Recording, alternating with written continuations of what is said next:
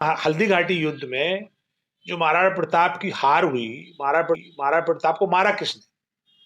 राजा मान सिंह ने। राजा मान सिंह जो राजपूत थे, वो अकबर के सेनापति थे। वो एक अलग बात है कि महाराणा प्रताप के भी सेनापति मुस्लिम थे और अकबर के सेनापति हिंदू थे, मान सिंह। आरएसएस हमेशा मुगल और राजपूतों की लड़ाई को ऐसे पेश करते हैं जैसे हिंदू मुस्लिम की।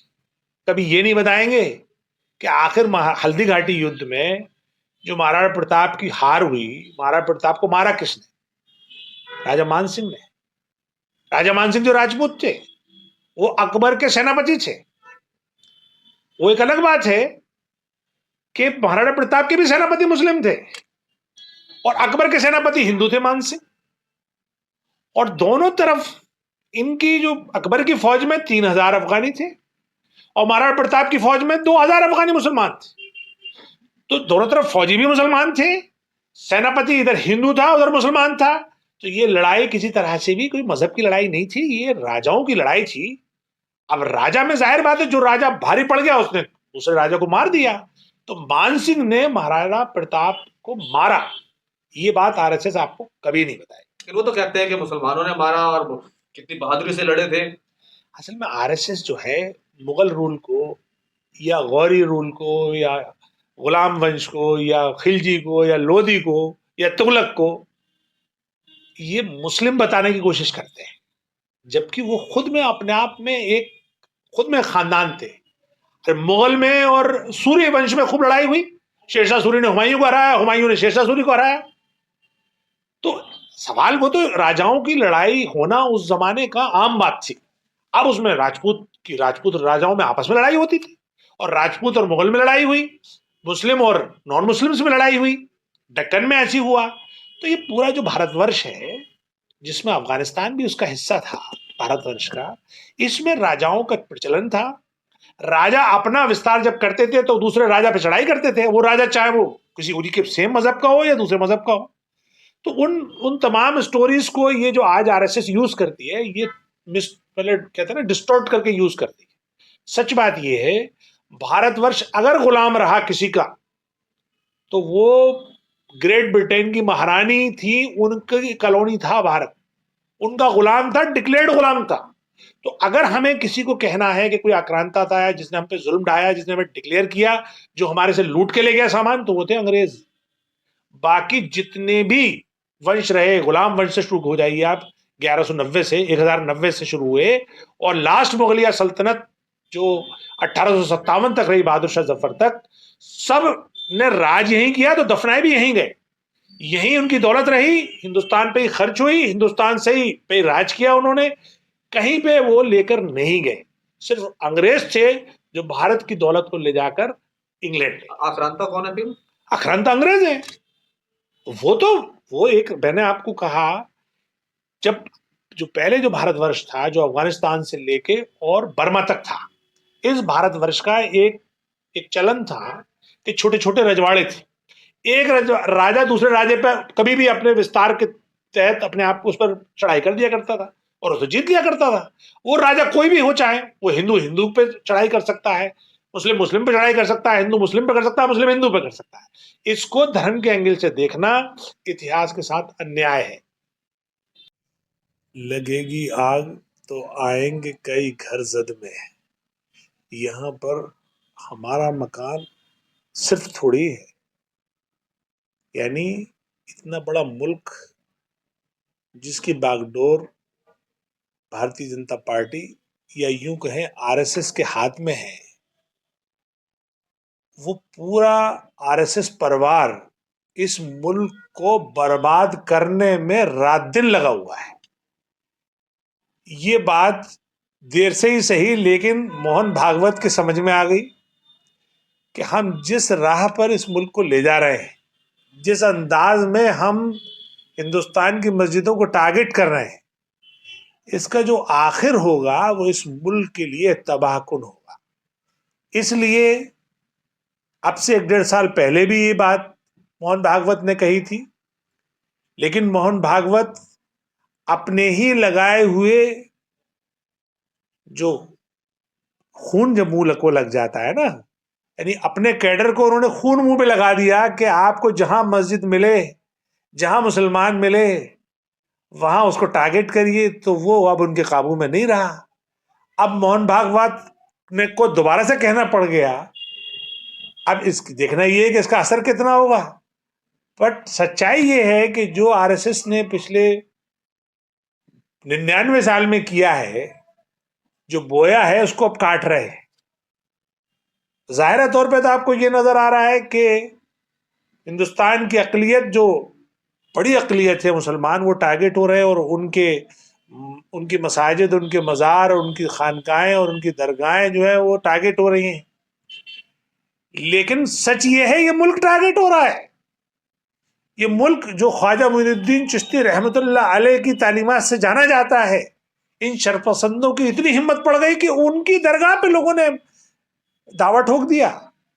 यहां से आप अंदाजा लगाइए, एक ऐसा बुजुर्ग जिसकी दुआओं से हुकूमतें चलती हों, जिसकी दुआ पाने के लिए या जिसकी जिसकी यहाँ चादर चढ़ाने के लिए जितनी आज तक हुकूमतें रही हैं, प्रधानमंत्री रहे हैं, वो उन्होंने चादर चढ़ाने अजमेर शरीफ गए हों, उस अजमेर शरीफ पर सवालिया निशान और उन शर्त पसंद, उन छुट भइयों की तरफ से उसने पूरे मुल्क और हुकूमत को हिला दिया और आरएसएस को सोचने में मजबूर कर दिया कि आखिर हमने ये क्या किया, हमने ये कैसी नस्ल तैयार की जो अपनी बर्बादी पे आमादा है। इसलिए मोहन भागवत को ये बयान देना पड़ा कि आपको हर मस्जिद के नीचे या मस्जिद को टारगेट करके जो नेता बनना चाहते हैं लोग, वो इससे बाज आए। अब इसका सियासी पहलू तो ये है कि मैं इसका खैर मकदम करता हूं कि मोहन भागवत साहब ने अच्छा कहा, भाई इसी बहाने से ये जुल्म, ये टारगेट, ये मुसलमानों पे जो पुलिस और जो इलाके के जो गुंडा तत्व हैं वो अपना कुछ कम करेंगे जुल्म। लेकिन इसकी जो समाजी हैसियत है इस बयान की, या मुल्क के एक शहरी के तौर पे जो मैं समझता हूँ वो ये, क्या मोहन भागवत इतने कमजोर हो गए कि उनको दोबारा से बयान देना पड़ गया, फिर भी उनके उनके कारिंदे सुन नहीं रहे हैं। यानी आरएसएस कमजोर हुई, क्या करप्ट हो गई आरएसएस? क्या आरएसएस के प्रमुख का बयान लोग उसे नजरअंदाज कर रहे हैं? ये एक सवाल निशान है। सच ये है कि अगर ये इस बयान से ही ये पूरा जो जो शैतानी जो कोशिश हो रही है अगर रुक जाए, तो ये मुल्क के लिए और खुद आरएसएस के लिए और यकीनन मुसलमानों के लिए अच्छा है। लेकिन दूसरी तरफ ये भी कहते हैं कि जो आक्रांता आए, आक्रांताओं ने ये किया वो किया, उस तरह की बात करते हैं। ये सब एक्चुअली ढोंग है। आक्रांता, इन्वेडर, ये सब वो अपने आप को, अपनी गलतियों को और अपनी नाकामियों को छुपाने के लिए इस तरह के वर्ड यूज करते हैं। अदरवाइज आपने कभी आरएसएस को अंग्रेजों के लिए आक्रांता कहते हुए सुना है? कभी सुना है कि उन्होंने जनरल डायर को यह कहा हो कि वो आक्रांता था, जिसने हिंदुस्तानियों को एक ही ऑर्डर में हजारों हिंदुस्तानियों को वो मौत के घाट उतार दिया था? कभी सुना है? कभी सुना है आपने कि किस तरह से पूरे हिंदुस्तान में अंग्रेजों ने 200 साल तक जो दमन किया था? अगर आक्रांता ही थे तो अंग्रेज थे आक्रांता। अगर बाकायदा आजादी ली, जिनसे छीनी, जिनके खिलाफ सत्याग्रह हुए, तो वो तो अंग्रेजों के खिलाफ हुए। कभी किसी मुगलिया दौर के, किसी अब्दाली दौर के, किसी गुलामी जो गुलाम वंश था उसके दौर का कभी आपने कोई सत्याग्रह, कोई हिंदुस्तानियों का कोई बगावत को भी सुनी? सारी अब तक जितनी तारीख भरी पड़ी है वो सब अंग्रेजों के खिलाफ भरी पड़ी है, क्योंकि अंग्रेजों ने हमारे ऊपर जुल्म किया था। अंग्रेजों के बाकायदा हम कॉलोनी थे, बाकायदा डिक्लेयर्ड हम गुलाम थे। अंग्रेजों ने कभी ये नहीं कहा कि वो यहाँ रहेंगे। अंग्रेजों का जो हुकूमत चलती थी वो ब्रिटेन से चलती थी, इसलिए उनकी हम कॉलोनी थे, उनके गुलाम थे। मुगल या मुगल से पहले गौरी रहे, उनसे पहले खिलजी वंश रहा, उनसे पहले गुलाम वंश रहा, ये सबकी कब्रें यहीं मौजूद हैं। उन्होंने सब ने इस हिंदुस्तान को अपना घर बनाया, यहीं वो उन्होंने हुकूमत की, यहीं दफन किए गए, यहीं पे वो उनकी जो भी उनकी दौलत थी वो इसी मुल्क में रही। इसलिए सिवाय आरएसएस के अलावा कोई हिंदुस्तानी उनको आक्रांता नहीं कहेगा। कोई हिंदुस्तानी भी उनको क्यों नहीं कहेगा? क्योंकि वो थे कहाँ के? अफगानिस्तान के। अफगानिस्तान खुद हिंदुस्तान का हिस्सा था। अभी अगर अखंड भारत की बात आप करते हैं तो अफगानिस्तान हिंदुस्तान का हिस्सा था। तो इसलिए ना तो वो बाहर के थे, ना उनको बाहर का माना गया। अलबत्ता ये जरूर है कि रीजनल तो के तौर पे दे सकते हैं कि भाई अफगानियों का हुकूमत थी, कभी बंगालियों की हुकूमत रही, कभी मराठियों की हुकूमत रही। ये तो इलाकावाज तो ये पूरा हिंदुस्तान बटा हुआ था। लेकिन जहां तक अखंड भारत या भारतवर्ष की बात होती है, उसमें अफगानिस्तान भी था। हाँ, इंग्लैंड नहीं है उसमें अखंड भारत। ब्रिटेन की जो महारानी थी, जिसे ग्रेट ब्रिटेन कहा जाता है, वहां की जो महारानी थी या महाराजा थे जो हुकूमत करते थे, वो अखंड भारत का हिस्सा नहीं थे। उनके अंडर में अखंड भारत गुलाम था। भले से अखंड भारत का वो अफगानिस्तान हिस्सा तब भी गुलाम नहीं था। बाकी पूरा अखंड भारत गुलाम था उनका, अफगानिस्तान को छोड़ के। तो सवाल ये है कि आरएसएस जो शब्दावली यूज करती है, वो उसकी अपनी पॉलिटिक्स, अपनी उसकी जो आइडियोलॉजी है, जो मुस्लिम नफरत पर मबनी है, उसको बेचने के लिए, उसको पॉपुलराइज करने के लिए, उसको अपने जो हिंदू भाई हैं उनके दिलों में घुसने के लिए वो इस झूठ का सहारा लेती है कि मुस्लिम अगर कोई है तो वो आक्रांता है, मुस्लिम कोई है तो वो इन्वेडर है, कहीं मस्जिद बन गई तो वो जरूर किसी मंदिर को तोड़ के बनी होगी, जबकि ये हिस्टोरिकली भी गलत है। और फैक्चुअल बता दूं मैं आपको कि कोई मस्जिद दुनिया की किसी नाजायज जगह पर बन ही नहीं सकती, वो मस्जिद ही नहीं होगी। और कोई कोई इतना बेवकूफ होगा नहीं मुसलमान जो नाजायज जगह पर इतनी बड़ी मस्जिद तामीर करे, जिसमें उस वक्त या आज की डेट में अगर आप तामीर करें तो हजारों करोड़ रुपए लगेंगे। जामा मस्जिद को अगर आप आज बनाने लगे तो 1,000 करोड़ में बनेगी। तो क्या कोई मुस्लिम बादशाह नाजायज जगह पर मस्जिद बना सकता है? Never, never ever. क्योंकि इस्लाम उसकी इजाजत नहीं देता। ये तो सिर्फ इन ढोंगियों ने बिला वजह एक इशू बनाने के लिए, जैसे बाबरी मस्जिद राम जन्मभूमि का इशू देख लीजिए। खुद सुप्रीम कोर्ट ने ये कह दिया कि कोई हमारे पास ऐसा प्रमाण नहीं है कि किसी मंदिर को तोड़कर मस्जिद बनाई गई हो। फिर भी आस्था की बुनियाद पर इस मुद्दे को निपटाने के लिए सुप्रीम कोर्ट ने ये डिसीजन दे दिया, जिससे हम एग्री नहीं करते। हम कहते हैं वो मस्जिद थी और तक कयामत तक मस्जिद रहेगी। लेकिन एक बात बताइए, आप ढोंगी कह रहे हैं, क्या यही ढोंग की बात है कि अकबर के हुक्म पर मान सिंह गया था महाराजा महाराणा प्रताप को, और उसने मार दिया था? ये रिश्तेदारियां थी और ये साथ साथ में थे। देखिए, आप हैरान होंगे, आरएसएस हमेशा मुगल और राजपूतों की लड़ाई को ऐसे पेश करते हैं जैसे हिंदू मुस्लिम की। कभी ये नहीं बताएंगे कि आखिर हल्दी घाटी युद्ध में जो महाराणा प्रताप की हार हुई, महाराणा प्रताप को मारा किसने? राजा मान सिंह ने।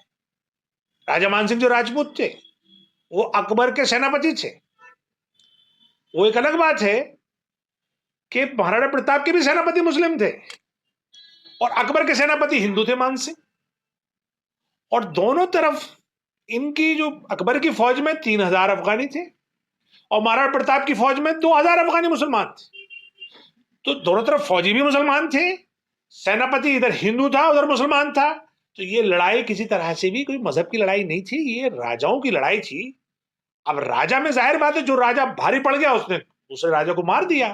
तो मान सिंह ने महाराणा प्रताप को मारा, ये बात आरएसएस आपको कभी नहीं बताएगी। लेकिन वो तो कहते हैं कि मुसलमानों ने मारा और कितनी बहादुरी से लड़े थे।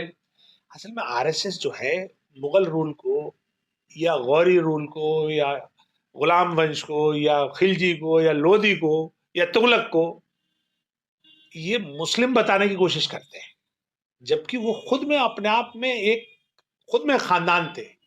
फिर मुगल में और सूर्य वंश में खूब लड़ाई हुई। शेरशाह सूरी ने हुमायूं को हराया, हुमायूं ने शेरशाह सूरी को हराया। तो सवाल, वो तो राजाओं की लड़ाई होना उस जमाने का आम बात थी। अब उसमें राजपूत राजाओं में आपस में लड़ाई होती थी, और राजपूत और मुगल में लड़ाई हुई, मुस्लिम और नॉन मुस्लिम्स में लड़ाई हुई, दक्कन में ऐसी हुआ। तो ये पूरा जो भारतवर्ष है, जिसमें अफगानिस्तान भी उसका हिस्सा था, भारतवर्ष का, इसमें राजाओं का प्रचलन था। राजा अपना विस्तार जब करते थे तो दूसरे राजा पे चढ़ाई करते थे, वो राजा चाहे वो किसी उन्हीं के सेम मजहब का हो या दूसरे मजहब का हो। तो उन उन तमाम स्टोरीज को ये जो आज आरएसएस यूज करती है, ये पहले कहते हैं ना, डिस्टॉर्ट करके यूज करती है। सच बात ये है, भारतवर्ष अगर गुलाम रहा किसी का, तो वो ग्रेट ब्रिटेन की महारानी थी, उनकी कॉलोनी था भारत, उनका गुलाम था, डिक्लेयर्ड गुलाम था। तो अगर हमें किसी को कहना है कि कोई आक्रांता था जिसने हम पे जुल्म ढाया, जिसने हमें डिक्लेयर किया, जो हमारे से लूट के ले गया सामान, तो वो थे अंग्रेज। बाकी जितने भी वंश रहे, गुलाम वंश से शुरू हो जाइए आप, 1190 से 1090 से शुरू हुए, और लास्ट मुगलिया सल्तनत जो 1857 तक रही, बहादुर शाह जफर तक, सब ने राज यहीं किया, तो दफनाए भी यहीं गए, यहीं उनकी दौलत रही, हिंदुस्तान पे ही खर्च हुई, हिंदुस्तान से ही पे राज किया उन्होंने, कहीं पे वो लेकर नहीं गए। सिर्फ अंग्रेज थे जो भारत की दौलत को ले जाकर इंग्लैंड ले। आक्रांता कौन है फिर? आक्रांता अंग्रेज है। वो तो, वो एक, मैंने आपको कहा, जब जो पहले जो भारतवर्ष था, जो अफगानिस्तान से लेके और बर्मा तक था, इस भारतवर्ष का एक चलन था कि छोटे छोटे रजवाड़े थे। एक राजा दूसरे राजे पर कभी भी अपने विस्तार के तहत अपने आप को उस पर चढ़ाई कर दिया करता था और उसे जीत लिया करता था। वो राजा कोई भी हो, चाहे वो हिंदू हिंदू पे चढ़ाई कर सकता है, मुस्लिम मुस्लिम पे चढ़ाई कर सकता है, हिंदू मुस्लिम पे कर सकता है, मुस्लिम हिंदू पे कर सकता है। इसको धर्म के एंगल से देखना इतिहास के साथ अन्याय है। महाराणा प्रताप का जो जो सिपहसालार था वो मुस्लिम था, सेनापति। तो सवाल ये कोई मजहब की जंग थी नहीं, ये तो राजाओं के को वर्चस्व की लड़ाई थी। ये मान सिंह ने क्यों मारा महाराणा प्रताप को? क्यों गया उसके पीछे? जाहिर बात है, वो तो इसलिए गए क्योंकि वो अपने राजा के अधीन थे, अपने राजा के सेनापति थे। उन्हें कोई किसी मजहब की लड़ाई नहीं थी, वो मैंने कहा ना कि हिंदू मुस्लिम की लड़ाई नहीं थी। वो तो एक राजा दूसरे राजा पे आधिपत्य हासिल करने के लिए चढ़ाई करता था, उन्होंने उस पर चढ़ाई की। अब चढ़ाई में महाराणा प्रताप सिंह भी हरा सकते थे इनको, और इन्होंने भी उनको हरा दिया। तो ये तो लड़ाइयां थी, और लड़ाई कोई आपस में हिंदू राजाओं में होती थी लड़ाइयां। अच्छा एक बात बताइए साहब, शेरशाह सूरी को क्यों हराया हुमायूं ने, और फिर हुमायूं को क्यों हराया शेरशाह सूरी ने? दोनों अफगानी थे, दोनों मुसलमान थे। ऐसा नहीं है, उस वो जो जमाना था, वो मजहब के बीच में नहीं होती थी लड़ाइयां, वो लड़ाइयां होती थी एक राजा दूसरे राजा पे अपना अधिकार जमाने के लिए, इलाके को जीतने के लिए चढ़ाई करता था। अब वो राजा कोई भी हो सकता था। लेकिन उधर देख रहे हैं कि मोहन भागवत का बयान आया, शंकराचार्य उससे नाराज हो रहे हैं। देखिए, मोहन भागवत ने बड़ी चुभती हुई बात कही है। मोहन भागवत ने कहा, क्या क्या कोई समझता है कि हम किसी मस्जिद को टारगेट करके हिंदुओं के नेता बन जाएंगे? तो ये पॉसिबल नहीं है, क्योंकि मोहन भागवत के पास इंटरनल सारी इंफॉर्मेशन है कि ये हरकत कौन कर रहा है और कौन करवा रहा है। तो जो कर रहा है वो और जो करवा रहा है वो उनकी नजर में है। अब जाहिर बात है कि वो इतने ऊंचे पद पे बैठे हुए नाम तो लेंगे नहीं, उनका टारगेट जिसको है वो आप भी समझते हैं, हम भी समझते हैं। इस वक्त जो कानून का राज जहां होना चाहिए वहां जंगल राज है। अब जंगल राज में तो वो कुछ भी कर लें। हमारे प्रदेश के मुखिया से एक इंटरव्यू में ये पूछा गया कि साहब, खबर ये है कि आपने एक सिटिंग एमएलए को जहर देके जेल में मरवा दिया। तो उन्होंने बाकायदा टीवी रिकॉर्ड पे कहा कि हाँ, उसको मरना ही था। ये बिल्कुल ऑन रिकॉर्ड कहा उन्होंने कि उसको मरना ही था। यानी एक चुने हुए किसी राज्य के मुख्यमंत्री को इस तरह की बात कहना, ये बिल्कुल ऐसा है जैसे कि आप अपने हाथ से अपने राज्य के कानून का गला घोट रहे हो। तो ये सब वहां चल रहा है, ये बात सबको नजर आ रही है। अच्छा, कानून व्यवस्था हुकूमत की मेन रीढ़ की हड्डी होती है, अगर कानून व्यवस्था का ही मजाक बन जाएगा, सरकार का मजाक बन जाएगा। ये बात मोहन भागवत समझते हैं, इसलिए मोहन भागवत ने बयान दिया है कि कुछ लोग अगर इस गलत फहमी में हैं कि मस्जिदों को टारगेट करा के वो लीडर बन जाएंगे, तो पॉसिबल नहीं है। उधर दूसरी